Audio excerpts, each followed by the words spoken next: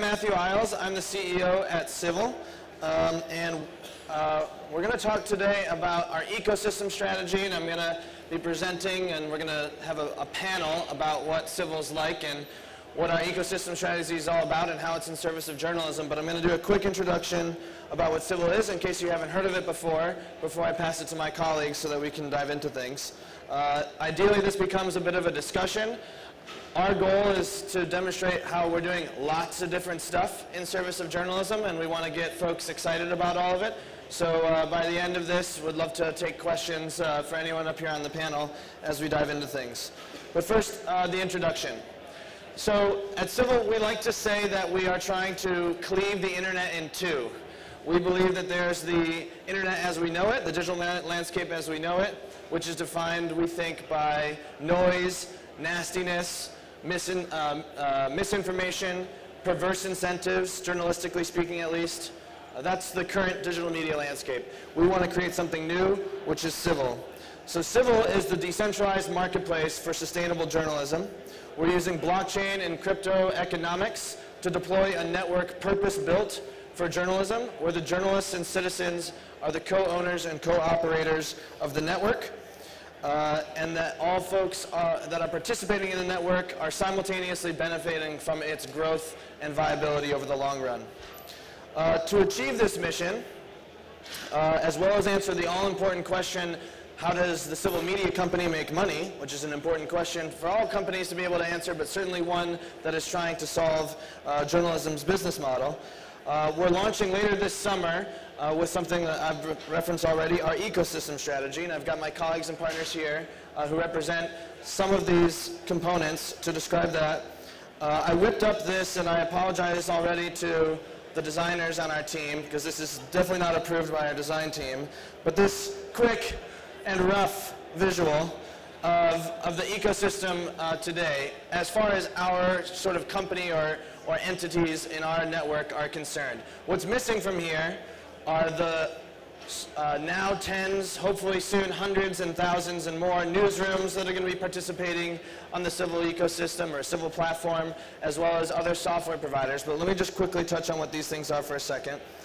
The Civil Constitution, the Civil Registry, and the Civil Council form, in essence, the self-governance mechanism of the Civil ecosystem. These are things that we described earlier today in our demo, and I won't go into them now, but you can learn about them on our website or our blog. We published our Constitution last week, and we published our white paper today.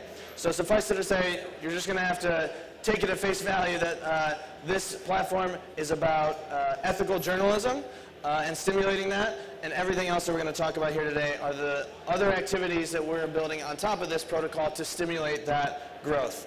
So we have Civil Studios, Civil Labs, Civil Newsroom Mutual, and Civil Academy. We're going to talk about most concretely about Civil Studios, Civil Labs, and Civil Newsroom Mutual today. And with that, I'm going to pass it to my colleagues over here. And if you want to just do a quick introduction, maybe from left to right, and then Tom, my first question is going to be for you, so we can end with you. Hi guys, my name is Dan Kinsley. Can you hear? Hi guys, how's that? There we go. All right, my name is Dan Kinsley. I'm the engineering lead at Civil. My background is in kind of data products, analytics. I worked before with Matthew and found Civil and the blockchain space, and yeah, excited to build. I'm Mike Young. Started at Civil a couple weeks ago. I'm going to be running Civil Labs, which is an R&D lab within the company. We're going to be trying to promote growth on Civil by building tools for the newsrooms that are on Civil, but also for the users of the various Civil sites. We'll do that through some prototyping, we'll do that through some investments, and we'll do that through some partnerships. So selfishly, I'm here to ask for help in terms of people that want us help build on top of Civil. Hi guys, I'm Lillian Ruiz. I'm the operations lead at Civil. My background is marketing, business strategy, and audience development at niche media publications, startup publications, and I've been at Civil for almost a year now, which is wild. And I've been working, obviously in operations, but most closely with legal, insurance, and working with our journalists around issues of sustainability and touching most closely this idea of a potential newsroom mutual. So we'll get into that in a little bit. Hey, my name's Tom McEvern. I'm new to this kind of thing. I've been in journalism as a journalist for 20 plus years. Spent the bulk of my career at the New York Observer, which I left in 2009 to start a news startup. And I've been working with journalists who are starting their own news startups one way or another since then.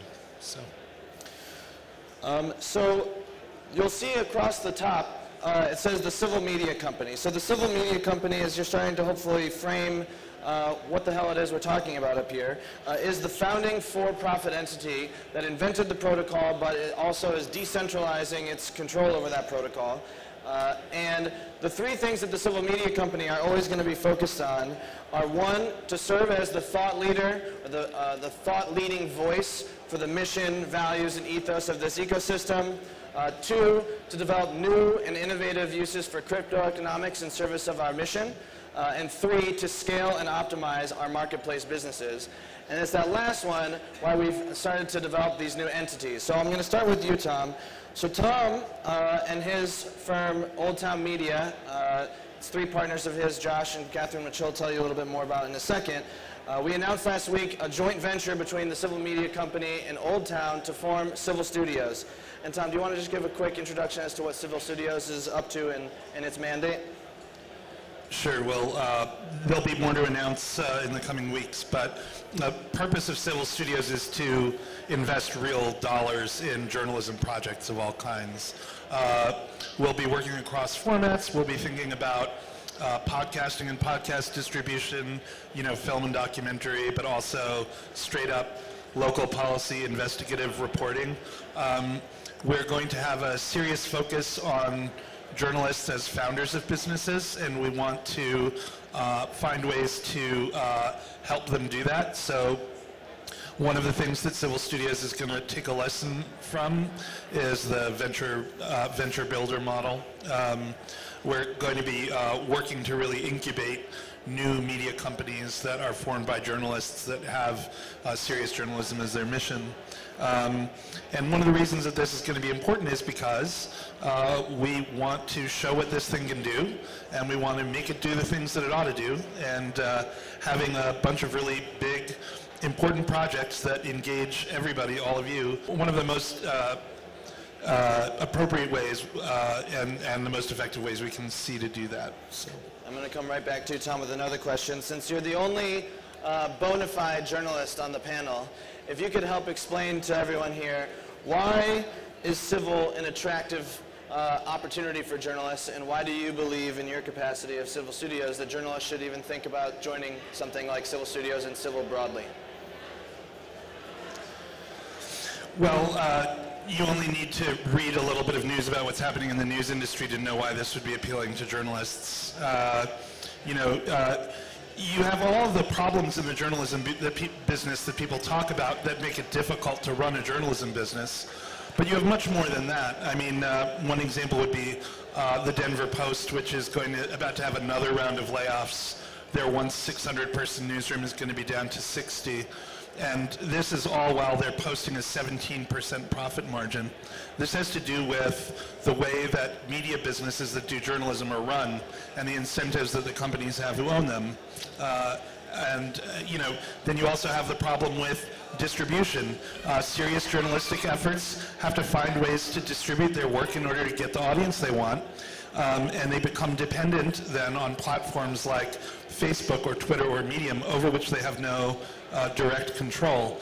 The thing that really appealed to me about Civil was the notion that it is decentralized, that the readers and the journalists and everybody who's working on the platform can chart their own course on the platform and get a say in how the thing is run and how it operates. This is going to be a big deal because it's going to align all of the incentives that make it possible to optimize Civil for journalism and not just for content and inventory that can be monetized as advertising product by a third party.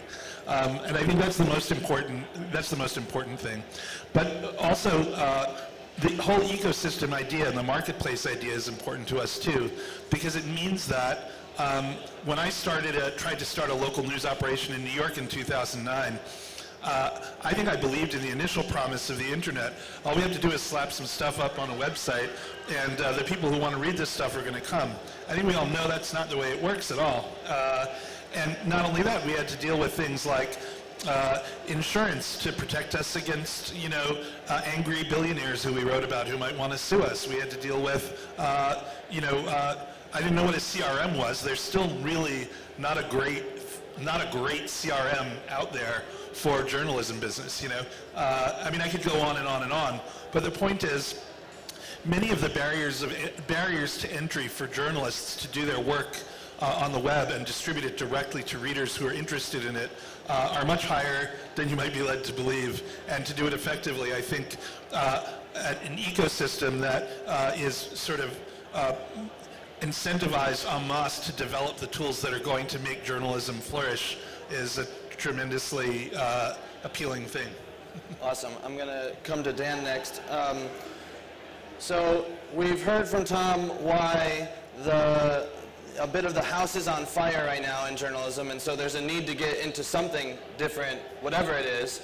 We also heard from Tom why the notion of co-ownership and cooperation in this ecosystem and in this platform is an appealing idea, given not only the business troubles that journalists have faced over the last several years, but more importantly, the fact that journalism is meant to be as much as possible a public service and not beholden to anyone else other than the public. But Tom also mentioned that the way for us to get here, the sort of first step that we've made, is we're laying out this governance framework. The governance framework is the foundation that allows us to even dream of these kinds of ideas, but there's still plenty of other things we have to build in service of journalism. Tom touched on a couple of them. We've started to give this a name that Dan recently coined of the pillars of primitives to describe all the other things that we need to build in addition to governance, which is where we're starting. Dan, do you want to walk folks through a little bit about what you have in mind there? Yeah, so you mentioned before about cleaving the internet in two, and then on the other side you have civil. And once you're within the sort of city walls of civil, we think there's just massive opportunities to sort of to service the mission of sustainable journalism. And I think we're just starting to really imagine some of these things. I think identity is one, both like pseudo anonymity as well as like establishing your credibility and your identity as a journalist. I think curation is another one that we're just starting to understand. And I think another big one will be like licensing and syndication. And so we'll have what we're calling like the Twitter fire hose of civil news content, which then enables really anyone to build a layer of services on top of our protocol. And that's sort of where Mike comes in. Maybe I'm getting ahead of it, but to help sort of foster some of these opportunities using the core protocol. Yeah, that's perfect. So we've identified them as, and we're going to bring a quick additional guest up here. Hi, John. We're gonna introduce John in just a second. So as Dan said, the pillars of primitives, as we've identified them, are governance, identity, licensing, archives, and curation. So then Mike, and with our new guest, John, do you guys speak a little bit about what Civil Labs is up to in service of attacking some of these areas of need? And then maybe give John a chance to introduce himself as well. Sure. I'll take a start at this. So just as Tom and Civil Studios are going to invest in journalism and content, Civil Labs will invest in technology to support the journalisms on the Civil platform as well as the users. So as the product and engineering and design team are building the product that we're going to launch very soon, we're going to look a little bit further ahead and focus on something that might be 6 to 12 months out there. Like Dan said, we're going to start with a couple things that are in support of the newsrooms. One might be licensing and syndication. How do we do that on the blockchain? Another one which I'm really excited about, maybe less on the technology side, but how can we as Civil support journalists and newsrooms that are in countries facing censorship. So how can we support newsrooms that are in, say, Egypt, Turkey, Syria, other parts of the world? So those are a couple of things we're going to start to focus on. But getting back to the labs, like I mentioned earlier, we're going to do a mix of incubation at the company with the product and engineers within Civil. We also want to partner with people. We may have a bounty program, as well as do some investments in companies that want to build services on or off the blockchain for Civil. And with that, it's a good hat tip. John, do you want to introduce yourself and why you're up here? Sure. Hi, I'm John Borthwick. I'm founder CEO of BetaWorks, and for about 10 years, BetaWorks has been incubating and accelerating and investing in startups, mostly in consumer tech here in New York. And over the last few months, we've been working with Matt, Mike, Civil team, Consensus team, Civil Labs team, to develop the partnership between BetaWorks and between Civil, because I think that we're at the threshold of the world of news, and the world of news creation, production is being transformed, and I think that the work that's going on here is right at the forefront of that. And so, when I think about identity, attribution, some of the things that the Civil guys are working on, we're partnering with them to see where we can build apps and potential companies and help ignite this ecosystem. Awesome. And we'll be taking questions in just a moment, but before we make you think that the only things that we're building, the only products that we're building are technology products, I'd love to pass it to Lillian really quickly to tell us about Civil Newsroom Mutual and the strides that we're taking to help support journalists even when technology is not necessarily the core problem. Yeah, so, one of the almost foundational questions that we've been hit with from the very beginning is you're asking a bunch of journalists to become, essentially business owners on this protocol for the first time, and there's so many different things that they won't know, and so many different ways in which they become exposed, especially when we're talking about local policy and investigative journalism, which is what our newsrooms focus on. So very early on, there was definitely concern amongst our journalists as to, well, what does it mean to feel some sense of security or protection when it comes to things like media liability and legal and that sort of thing. And we've gone through many, many iterations of trying to solve that question and think through it, and Tom has been a part of a great many of those conversations. And it's been everything from, are we talking about legal grants or a defense fund or just some sort of hard cap of cash that Civil somehow is outlaying. And over time, we started to think about, we're a community-oriented, we both have a community-oriented philosophy, but also just by virtue of existing on the blockchain, we're interested in how communities can sort of self-power and have some sense of autonomy. So we started looking at other solutions, and one of the ones that we are currently in the process of continuing to do our due diligence on and complete is this idea of what does it mean for an entity like Civil to potentially stand up something like an insurance company itself, a media liability insurance company, which is designed to be a mutually owned cooperative owned by the newsmakers who are looking to essentially retain insurance. And a lot of the reasons why we wanted to do this as opposed to kind of kicking people out to the wind to the standard insurance market is that the newsmakers we're looking at are small, they're independent, and they're incredibly vulnerable. So a lot of the types of things that they need from a standard insurance market, they simply are not able to find, not at a reasonable cost, not at a way that actually is serious or viable. So that's what we're trying to build right now, is that element of protection and viability, and we're in the process of that process. So that's what we're looking at, and that's something that I think we're really committed to in terms of showing that we're committed to newsroom sustainability. So to recap, Civil is the decentralized marketplace for sustainable journalism. When we started to imagine the initial technology set that we would need to go to market with in order to begin to achieve our vision, we knew that we couldn't just launch a platform and have there be no users there on day one. So we committed in October to allocate $1 million to helping our first fleet newsrooms come onto the platform, and now we're excited that we're very likely going to be launching with between 15 to 20 newsrooms and over 100 journalists committed to the platform. You've heard the fact that we've launched between a nonprofit entity in the form of Civil Foundation, 2 for-profit venture firms in the form of Civil Studios and Civil Labs, and then a co-op insurance company to serve the media liability needs of our journalists. We've been keeping our amazing lawyers and legal team busy with setting up all of these structures and new opportunities.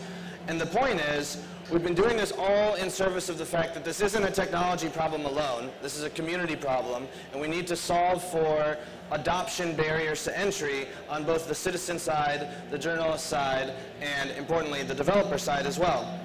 So I would love to take some questions from the community and the audience, and we can start to engage this group of people up here about some of the challenges and opportunities we see. I'm sorry, please don't take this as a criticism. I can understand the business model. Yep. And the architecture of the civil platform, other than the fines and things that. Yep. What is the business model? How the product will be produced and how it will be consumed? And the pricing mechanism, how it will be priced? And why do you need blockchain instead of a regular platform or database? Terrific questions. So the Civil Constitution and the Civil White Paper lays out how. That's perfectly fine. Great questions. The question of what is the business model is complicated and not short. The business model of the newsrooms is, in a word, whatever they want. We are focused on citizen direct business models, which is to say either subscriptions, membership, pledges, micro-tipping, these are all going to be supported. So anything that we can do in service of supporting that relationship, we are focused on, including not taking a cut of the revenue that flows from citizens to journalists. That is not how the civil media company is making its own money. So then the question is, what is the civil media company's business model? Well, you've heard from some folks up here that we are making investments in journalism projects, so for-profit news organizations. We will be purchasing equity in through the Civil Studios entity. Civil Labs will be making investments in software tools that will be providing services to the newsrooms that are operating on our platform. We imagine these could be services such as CRMs, premium analytics that help people focus on how to build a better lifetime value business as opposed to a clicks for cash business. We also imagine there being things like talent networks and freelancer marketplaces. So in this experience, in this ecosystem, you can imagine a world where newsrooms are able to sort of turn around and see the array of journalists who have been participating on this platform and that they too have committed to the ethical framework of the Civil Constitution. You can see exactly the content that they've published through newsrooms on the platform and start to have a sense of their reputation and start to select freelancers from around the world with more confidence and more quickly than newsrooms can now. So we imagine there being a series of businesses that are built on top of this protocol. You heard Dan describe syndication. Content licensing is a big one, especially wire services, photo licensing. All of these businesses, we believe, are going to build on top of the civil protocol. All have to abide by the Constitution, which is to say they all have to abide by the ethics and standards of our journalism ecosystem. And so in that way, we have both the assurances that the newsrooms are abiding by these ethics, the app developers are abiding by these ethics in service of paying attention to things like user privacy, user data. These are all in service of supporting this ethical framework that we're trying to derive. So the civil media company is going to either directly monetize certain areas of this ecosystem by providing apps, services, consulting services that support this ecosystem, or by investing in businesses that are performing on this platform. For more on how the actual mechanics works, I do recommend, that won't be the focus of this panel, I do recommend that you check out our Constitution and white paper. So this is definitely operating with the assumption that you're just going to take that for granted and that we're building on top of this platform for now. What's your strategy for quality assurance of news articles and stuff? Assuming that you want to mitigate clickbaits and all that, but do you think that it will self-regulate, or have you got any Yeah. Yeah, I'm gonna. So there's two answers to that. I'm gonna pass it to Dan and Mike to take this one. The short answer is that the primary governance feature is the city wall. Newsrooms that make egregious violations of the Constitution will be deplatformed by the community. For issues of fact-checking, though, for more minor curation type elements such as that, we can speak to how we think that there are other crypto-economic models that we want to bring to bear on problems like that. So yeah, real quick. So Civil will be launching a token curated registry, a TCR, much like AdChain. And so we'll have this whitelist of ethical newsrooms. And so that's essentially, they have incentive to not produce, spread misinformation lest they be ousted from the platform. So we think that'll hedge against that. In terms of like individual articles, I can imagine a future where we have another TCR where you have it at the individual article level. So you could have Civil certified articles. And that's definitely on our radar and something we're thinking about. But at this time, we think at the news level registry should hedge against the misinformation at a high level. And I think you had asked about what we're launching with, what the product will be. Was that part of your question earlier? So the launch is coming soon. It'll be a combination of CMS and websites, mobile websites for the newsrooms that are on Civil, along with paywalls, the ability for newsrooms to stand up paywalls.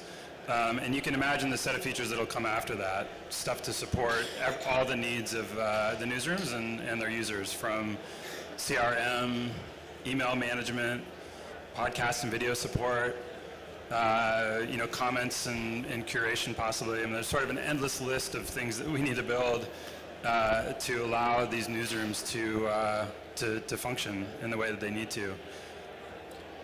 Tom, do you mind actually telling us, from your experience, what are some of the first things you'd love to see come onto this platform from a software perspective that you think would most rapidly drive adoption among journalists?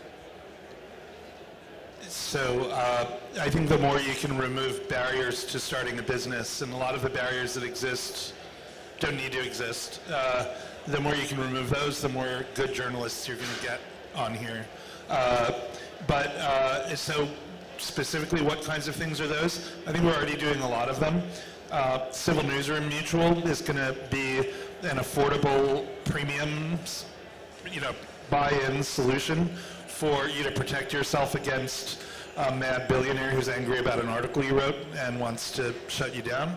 I think the TCR in the first place guarantees that the other businesses that are forming on this network have agreed to adhere to a set of principles, and if they don't adhere to them, they get kicked off and they lose their business. So that's a big deal. That's a heavy disincentive to bad behavior. Especially as the protocol develops and becomes more valuable, obviously the penalty of being kicked off, it becomes more valuable. So the last thing I'd say is everything that makes it cooler and is going to get more people to read the journalism that starts is going to be a big deal, because that's where you're going to really start to, the TCR is going to have teeth when this thing is the only place you want to be. And we want to get as quickly to that as we can. Oh yeah, go ahead. I actually wanted to kind of add to that, there was an earlier question as to, why blockchain, why, token governance, why crypto economic incentives, and we get that a lot. And I think part of it is that blockchain and this Web 3.0 space really allows us to construct not just this sort of dream state, but an actual secondary approach to the internet that lets journalists have a, kind of a second swing at the piñata, or whatever the phrase is. English is not my first language. But I think that's what's really important, is that we actually needed to find this new space that Web 3.0 allows, in which we can kind of remake these structures in journalists' own image. We're allowing them an opportunity to actually have the autonomy and the governance that they can't have in the current internet structure. Not to say that the internet is all doom and gloom, that's a bit hyperbolic, but it is an opportunity that just simply doesn't exist currently. So when you have kind of a blue sky approach to something, you might as well take it, and I think that's what we're trying to build here. John, I'd like to hear from you. So in your experience at BetaWorks, BetaWorks has had its hands in a number of different things, but media has always been at least one of your core focuses, and you've been doing it for some time, making media technology investments and playing in the space. As blockchain and crypto economics have started to unveil what might be possible, what are some of the trends or things that you're most excited about, given your experience and what you hope to see in the next 5-10 years? Interesting. Well, sort of pulling some of the threads that my colleagues up here were talking about. I mean, I think that there's, I'm very excited about the potential of TCR and, you know, registries in general. I mean, when you think about just composing lists on the internet and all of the incentive structure that existed in Web 1.0 and Web 2.0, I think that is what we're seeing. As you said, I love the term "another swing at the piñata." I think that's what we all want, actually, because I think there was so much promise in the sort of the early days of the web, and you know, distributing, publishing, all the way to the edge. But we centralized identity, we centralized payment, you know, attribution, a lot of these components have been centralized. And I think as we move into this new world, what I want to see is those pieces sort of move to the edge. And I think that will drive a lot of innovation of the kinds, it will reinvent a lot of the things we've seen, and it will invent things we couldn't have imagined. And so, yeah. Awesome. One of the goals, and this might be what you're raising your hand for, one of the goals I wanted to get out of this experience was to give a sense of what we're trying to do up here and ideally encourage people with ideas to pitch us with ideas. Obviously you've seen we've got a lot of people up here who are, excuse me, we're not building all of this ourselves. We are looking to create frameworks for people to be able to wrap their head around what we're trying to accomplish, and then ideally giving the tools and resources possible to be able to propose your own ideas and contribute. So that's just a call out there. If anyone wants to propose ideas or even bounce them off us as part of to make sure that we're getting our message across, I'd love to make sure that that's out there as well. You had a question? Hello. So a big part of working in a newsroom goes beyond the integrity of just the writing. And for the journalists themselves, a big part of it is access to resources like proofreading, ideas about what sort of stories are out there. You know, for correspondence, there's a lot of support in having offices abroad.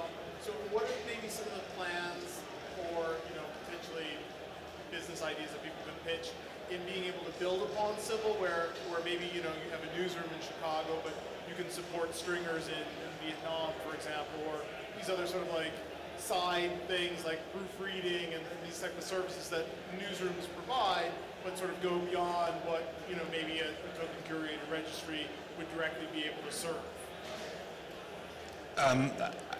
I can try a little bit of that and then pass it off. You know, the answer is yes. And I'm sorry that it is, but look, every newsroom that we've talked to about potentially joining Civil for First Fleet, for instance, has presented a completely new set of challenges to us. Everything from, well, the government likes to shut down whatever provider we're working on at the moment, to, you know, we're really a magazine, and for us the language is important, and we really need budget for our own dedicated editors, proofreaders, et cetera. Or where we want visuals, we want real photography and photographers, et cetera, et cetera. So one of the reasons that this is a marketplace model that's run and mediated by journalists is because we want people to build products that allow people to come together and share services like that.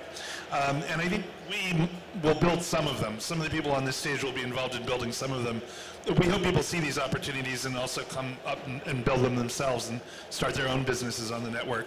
We have been talking for a long time about how cool it would be, for instance, if news photographers could find a way to very quickly market their work across a broad variety of newsrooms and have a transaction happen that guarantees the authenticity of the photo, that tracks the photo and where it goes, that protects them from piracy, but also establishes a fair rate for the photography that newsrooms are going to use. Just one example. Another example is we've thought a lot about how independent journalists can engage with this network. And one way of doing that might be to have a registry of journalists around the world. Maybe there's a reputation element associated with it also that just allows, for instance, in your example, the newsroom that's based in Chicago that wants to write something of interest to, you know, a Vietnamese community there that's a story that's really in Vietnam, to find reporters in Vietnam who could report those things or co-report those things. These are all exactly the kinds, in other words, the question about how Civil is going to deal with that is, the answer is kind of creating the framework that makes it really possible for people to commit their lives to building those businesses and those networks, and building the network in such a way that it's where they want to do that. That's the thing that we're focused on right now. And one of the reasons to have businesses like Civil Studios and Civil Labs is to make sure that people have every incentive in the world to build those very quickly. I think one of the things that blockchain enables, to your point, is sort of decentralizing the value chain of journalism. So traditionally, it's very centralized, where you have your photographer, your fact checker, everything in-house, because that's where the money comes in, and then it sort of stays within that silo. I think with blockchain, we could decentralize that in terms of, like, say we apply a license to a news article, and you put that on the blockchain, and maybe if there's a set of photos that also have a license, and you have money coming in because of that news article, you can then, you know, have smart contracts that then distribute it out across the value chain, and it's verifiable. So something like you described, I definitely think we would be interested in. We're building like an Angie's List for journalism. Like, I think all of this is in service of our mission. I would add anywhere that you can imagine there being a market dynamic involved is of great interest to us. So what you described is essentially a marketplace of people with content trying to sell them to people who are trying to package content. There's also, we talked about fact checking, the idea that you could potentially write an article and you want to buy a service to have someone, a researcher, an expert, fact check that article. There's a market there. Crypto economics is tailor-made for rapidly growing marketplaces and bringing transparency and fairness to price discovery, as well as rapidly improving buyer-seller matchmaking. So anywhere in a journalism ecosystem where you could imagine there being a market dynamic at minimum, and so like the insurance company, for example, is starting off as a standard kind of, it's not standard at all, but a non-blockchain cooperative insurance company, but we have every intention in the future to see a decentralized insurance option on this platform, for example. Other questions? Do you plan to somehow address bias reporting or fake news on your platform? Who wants to take that? Yeah, who wants to take that? So the way we're solving that is through a token curated registry. That's essentially our whitelist of approved civil newsrooms. So in the example you describe, if a publication was to spread information, that would be grounds for being voted off the registry. But also in terms of like bias, I think there's like a degree, like you obviously don't want bias, and it's up for like the community to decide how much is acceptable. But I think in terms of saying something should be neutral is sort of disingenuous and not necessarily in service of journalism. So I guess there's some sort of middle ground. As long as it's not misinformation, I think there's a space for their voice on civil. I'm sure some of you guys could probably answer that better. You want to add to that? Yeah, it was one of the first questions I asked Matthew when we met. He said, you know, this is about journalism, and you know, and I said, okay, well, let's talk about what that is, you know, because not everybody agrees, you know. And I said, I said that I thought that it was important. I mean, is the Nation journalism, is the Weekly Standard journalism, you know, as you know, especially in Europe, a lot of the newspapers, you know, have traditionally been identified with political point of view. Doesn't mean that their reporting is biased. The Guardian's mission statement says that it's committed to the propagation of progressive journalism forever, you know. Well, Russia Today. So, you know, to a degree, there's going to have to be some community mediation of what constitutes this, right? We have a constitution, and it lays out some basic principles, and a violation of those principles opens you to a challenge by the community. And so over time, we believe that, you know, misinformation, which is really what you're talking about, I think, is going to go away. Now, does that mean that very persuasive writing that comes from a particular point of view is going to go away? No, but I don't think we think of Civil as a place where that stuff's dirty pool. I think, you know, we want to encourage that too. One of the things that I think will happen as Civil develops, though, is, and we have talked about it not as much, we've talked much more about the newsrooms and less about the citizens, but I think we want to build a lot of tools for readers that allow them to understand the provenance of what they're reading. Who funds this? Who's putting it together? What other things have they written? How often have they been challenged? Have they been accused of bias before? What kind of bias have they been accused of? Also, is this an opinion article? How do you read opinion articles? And how do you assess facts in an opinion article differently from facts in a straight-up news report? You know, I think developing a lot of those resources for readers is going to be a big part of what Civil does, especially Civil Media Company. I'm just going to add one comment to on the fake news front. So I care a lot about this. I do think it's really important to remember that I think what we have today is we have a discovery issue, because there's been fake news on the internet since day one, but we never saw it, right? And it's really with the advent of news entering the news feed, and with Facebook becoming the dominant provider of news, that we've entered a world of a massive discovery problem with fake news. And I think that when you think about TCRs, when you think about what some of the things these guys are talking about, I think that they give the ability for the sort of self-policing that you saw in the early days of the internet, where essentially PageRank, you know, if you did a search for climate change, you had to go down to like the 5th page before you found some sort of random climate denier. You could find them, but you know, it sort of, the signal works pretty well, and the marketplace works pretty well. And so I think that I think we've got a big discovery problem today. And I think that a lot of the technology these guys are working on, and others in this space, has the potential to change that. I would just add, to echo some of my colleagues' comments, Dan mentioned there's sometimes a reaction to want to try to make the news neutral. And we believe that that would crowd out a lot of good journalism. The company and the ecosystem is called Civil, Civil, because we are trying to cultivate an inclusive community of different perspectives. So bias could also be considered perspective, and as long as you're bringing your perspective to your work in a way that's transparent and authentic and honest, then your readership can at least make a decision about how they want to internalize your writing or your work. So we're in service of trying to create this inclusive community at the same time that we're interested in trying to cultivate this deep sense of authenticity and transparency for the citizens. Yes? So another question sort of following in the vein of the token curated registries. Have you considered what, like, again, in the newsroom, you know, something that journalists are sort of protected against often is a lot of, like, the political aspects of being journalists, you know, where you have an editor who is, for better, for worse, you know, someone who is a specialist in the field, and then insulates journalists from a lot of the concerns that might otherwise cloud their ability to do their work, right? Because certainly a journalist, the impact of a journalist's work is very important, and that can cloud a journalist's ability to do the work in the first place.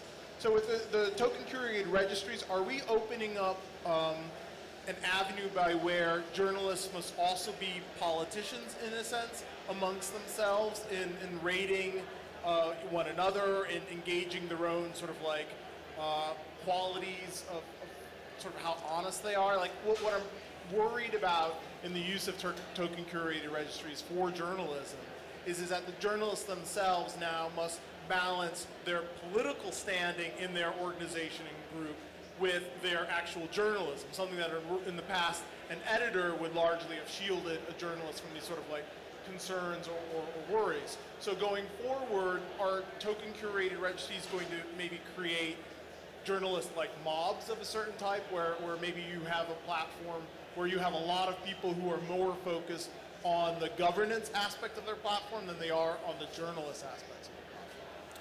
Great question. So there's a lot packed into that. So the first thing I want to say is we're effectively, crypto economics is sort of like putting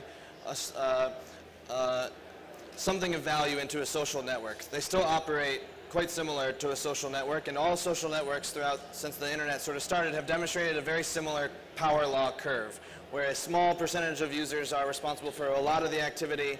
Another 9% or so are known for sort of curating or helping to, these are when you're retweeting, but you're maybe not the most prolific person on Twitter, for example. And then most people are sort of benefiting from the value of the fact that I'm not a Yelp elite, but I sure like reading all their reviews, as an example. So these social networks seem to demonstrate the same kind of consistent behavior. In the same kind of way, we don't anticipate every single journalist and citizen who comes to Civil to read a news article to have to know what crypto economics are, what cryptocurrency is, what token curated registries are. Most people who engage with the Civil newsroom just want to read the news. And most journalists, to your point, just want to report the news or write the news. That said, there's still a pretty strong incentive to be a part of this governance mechanics, both because should the network be debating something that if it goes this way you think is actually quite bad for your own outcomes, then it behooves you to be involved in those discussions. Or more broadly speaking, if the network is growing due to its robustness and its health, then you're benefiting from that by being an owner of the underlying token value. So we kind of expect that journalists or those who are staked in the network are going to put their focus into matters of governance only when it really makes sense for them to do so, because the incentives are there. Otherwise, we don't think that it'll ever become to the point where it's actually a distraction. In fact, quite the opposite. If you kind of imagine a lot of the political activities or what have you, the non-journalism activities that journalists have to suffer now, given the current climate, this at least is work that they may want to do or need to do. At least it's because they have a seat at the table. They're actually co-owners and have this voting power within the ecosystem.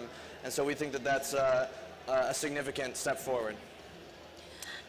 And just to chime in also, like, I think one of the things that's important to make sure that we all have, room-wide clarity on is that the TCR it's not about voting in or voting out individual journalists. It's about independent publications, independent newsrooms. So realistically, those who would be sort of bearing the brunt of almost having to navigate that space are the very people who would be shielding their journalists and their freelancers from that kind of activity anyway. So I think it's really helpful when you're thinking about newsrooms and Civil and how journalists interact with Civil. You still have sort of these two classes. You're always going to have two classes of journalists: those who just want to write and they want to get in the room and they want to write and they don't want to be bothered, and those who want to manage. And those who are and that's a very different type of journalist and a very different type of skill set. And we think that the types of people who will be involved in this process and who will be starting newsrooms and who feel the need to advocate within the TCR are going to be that second class, those who want to be those managers who want to run their own journalism business, who want to be a publisher to some degree. So I think that's also hopefully gives I think a little bit more clarity to what that is. And then in terms of mobs and so on and so forth, I mean, it could happen. I think what we have to do is create a space in which the ethics and that there's clarity and value and weight and heft in our Constitution and people who are coming on initially. And I think we've done a pretty good job of creating an initial group of people who are committed to that and committed to what's in it and starting to shepherd the TCR along those lines, as opposed to kind of an anarchic free-for-all at the jump. So. We have a few minutes left. Any other questions or comments?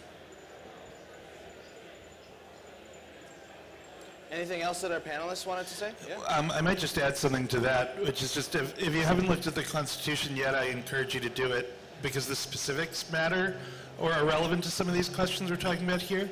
One example is, as far as the mobs go, if you're newsroom is voted off the platform, you can appeal it.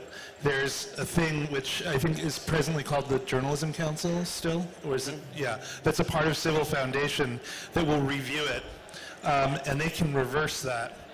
And their reversal of the decision then can be appealed by a supermajority of the token voters, right? So, in other words, without getting too much detail about governance, which isn't the main topic here, we have been thinking about some of the existential threats to the network that have to do with precisely the concerns that you're bringing forward. There's the idea that if one newsroom gets challenged for a spurious reason, and then they win their appeal, and then they end up staying on, everyone's going to think twice about trying to get rid of another newsroom for the same spurious reason, because they'll lose the challenge in all likelihood, right? So I'm going to close with some closing thoughts, I guess. And that is to just remind everyone here of what it is that we're trying to build, and then giving you a call to action for how you can stay involved.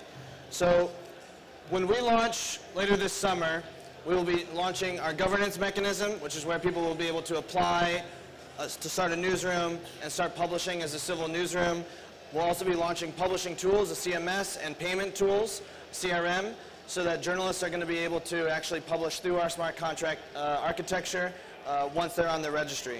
But beyond that, some of the ideas that we have, and you've heard some of them here today, are tools in service of multimedia, including podcasts, video, data visualizations. We would like to be able to support all of these as well.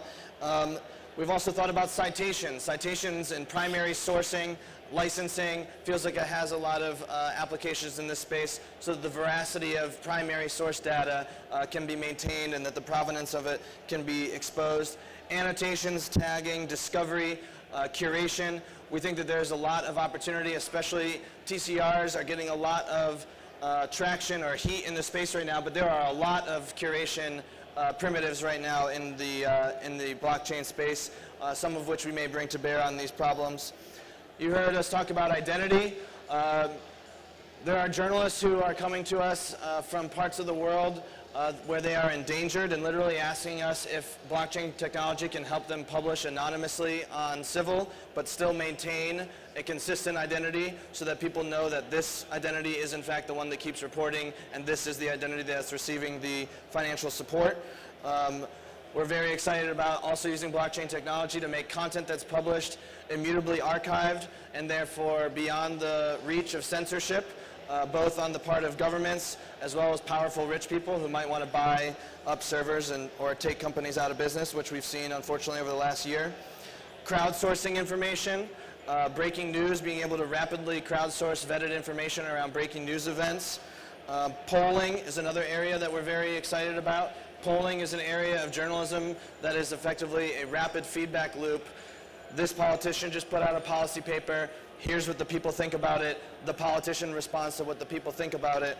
And I think if we kind of remember, the 2016 election was in part surprising to us because polling was not anywhere near accurate.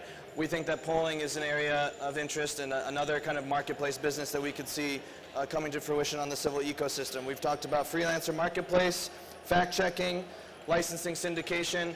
There are a lot of things that we think can take root in the Civil ecosystem. There are a lot of opportunities, both mission-driven, business-oriented, and often both, that we see being able to be tackled by some of the teammates up here, some of the teammates who are around us, our partners, but more broadly, anybody. So we're very, very open to talking to anyone who wants to help us realize this vision. And if you want to stay in touch with us, you can visit us at our website, joincivil.com, as well as all of our various social media channels, which you'll find when you visit our website. And the last thing I'll just remind you is if you do want to learn more, the best place to start is with our Civil Constitution and the Civil White Paper, which you'll find on our blog, and you can link to that from our website. So thank you so much for your time, and hopefully we'll see you soon when we launch later this summer. So thank you.